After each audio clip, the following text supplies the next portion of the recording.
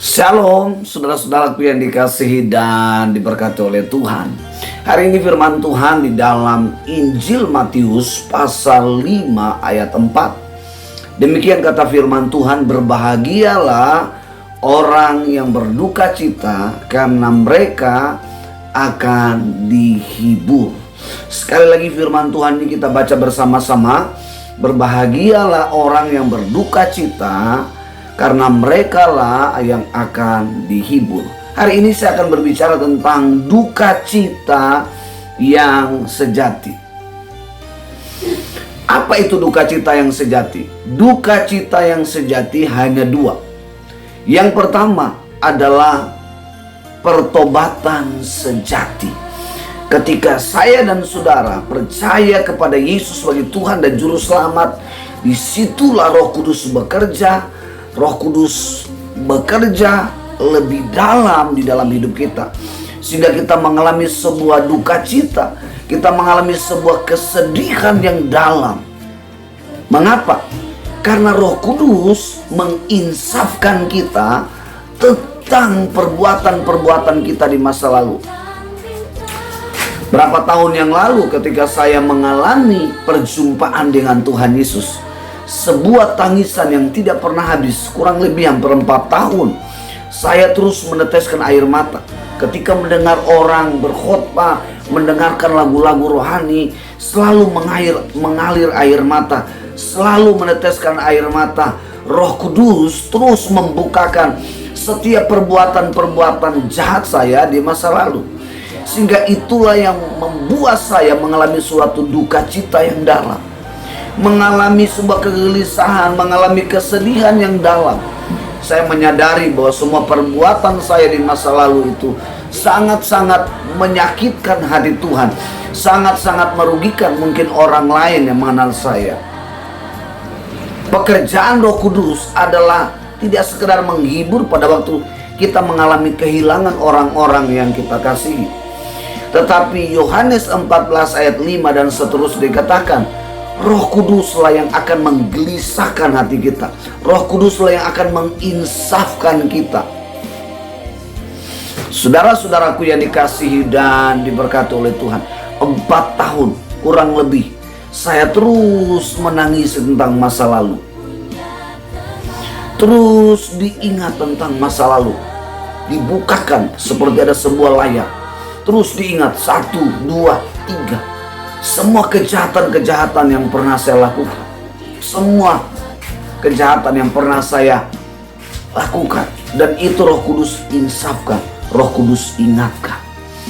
Sehingga saya menyadari bahwa semua yang kecil, yang sedang, yang besar, bahkan yang lebih besar, itu semua adalah dosa yang menyakitkan hati Tuhan. Semua adalah dosa yang membuat Tuhan menangis. Itu sebabnya 4 tahun saya terus menangis dan menangis. Berkali-kali setiap saya datang ke gereja, saya pergi kemanapun mendengar suara khotbah, mendengar suara pujian, saya selalu meneteskan air mata. Ini bukan sebuah akting, ini bukan sebuah rekayasa yang saya lakukan, tetapi benar-benar original. Roh Kudus kerjakan di dalam hidup saya. Saya percaya bahwa saudara-saudara pun mengalami hal yang sama, yang seperti yang saya alami. Saudara menangis, saudara bersedih, saudara berduka cita tentang perbuatan-perbuatan yang saudara lakukan di masa lalu. Itu bukan karena saudara membuat-buat, bukan karena saudara membuat-buat suatu tangisan, tetapi itulah pekerjaan Roh Kudus menginsafkan kita, mengingatkan kita bahwa segala perbuatan-perbuatan kita di masa lalu adalah menyakitkan hati Tuhan, adalah merugikan diri kita dan orang lain. Duka cita yang kedua, duka cita yang sejati yang kedua adalah saudara dan saya merasa, saudara dan saya kehilangan tentang orang-orang yang kita kasihi. Entah itu orang tua kita, papa, mama, entah itu istri kita, entah itu anak kita, tiba-tiba dipanggil Tuhan pulang. Dan itu adalah hak Allah, itu adalah kedaulatan Allah, itu adalah kuasa Allah. Mungkin kita bilang, mungkin kita berkata, Tuhan terlalu cepat, Tuhan tidak terlalu adil, Tuhan dia masih muda, dia masih banyak tanggung jawab, dia masih punya tanggung jawab untuk anak-anak, cucu, cecenya, dia masih punya tanggung jawab untuk istri anak, dia masih punya tanggung jawab untuk suami anak-anak. Mengapa Tuhan harus memanggil dia pulang? Sering itu pertanyaan yang muncul di dalam hati kita, yang muncul di dalam pikiran kita. Tetapi itulah panggilan Tuhan. Yohanes 14, Tuhan Yesus katakan, aku pergi ke tempat itu. Apa itu? Ke tempat di mana Yesus, Bapa dan Roh Kudus tinggal, yaitu sorga, yaitu Firdaus.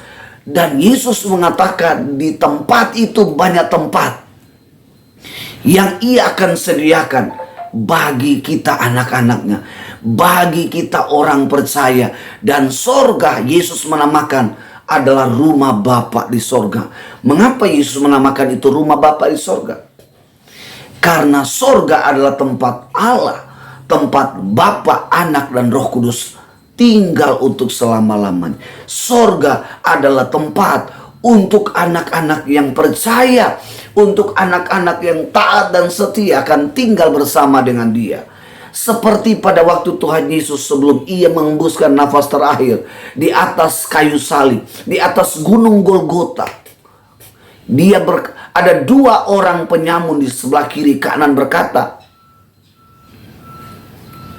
jika hari ini kami mati, jika hari ini kami pergi bersama-sama, apakah kami akan bersama-sama dengan engkau? Lalu Yesus berkata, hari ini engkau juga akan bersama-sama dengan aku di Firdaus. Hari ini kamu akan bersama-sama di Firdaus, yaitu di sorga, di rumah Bapa di sorga. Alkitab berkata bahwa di rumah Bapa di sorga tidak akan ada lagi penderitaan, tidak akan lagi ada penderitaan, tidak akan lagi ada kesedihan, tidak akan ada lagi soal kita memikirkan tentang hutang piutang. Tidak ada lagi kelaparan, tidak ada lagi peperangan. Tetapi di sorga, di rumah Bapa ada kedamaian. Bagaimana dengan orang-orang yang kita cintai, orang-orang yang kita kasihi? Mereka pergi meninggalkan kita. Percaya kalau dia mati di dalam Tuhan, dia bersama dengan Bapa kita di sorga. Percayalah bahwa dia tinggal di dalam kerajaan rumah Bapa yang kekal dan tidak akan mengalami yang namanya datang penderitaan, kesusahan, kelaparan, peperangan, semuanya.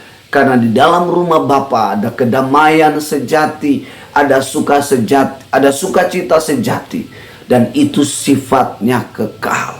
Saudara-saudaraku yang dikasihi dan diberkati, nah kita yang tinggal, Roh Kudus tidak hanya sekedar menguatkan, menghibur, tapi Roh Kudus akan menuntun kita sama seperti orang-orang yang kita cintai, sama seperti orang-orang yang kita kasihi, supaya satu kelak nanti pada waktu di antrian kita juga akan bersama-sama dengan orang-orang yang kita cintai, tinggal di dalam rumah Bapa yang kekal.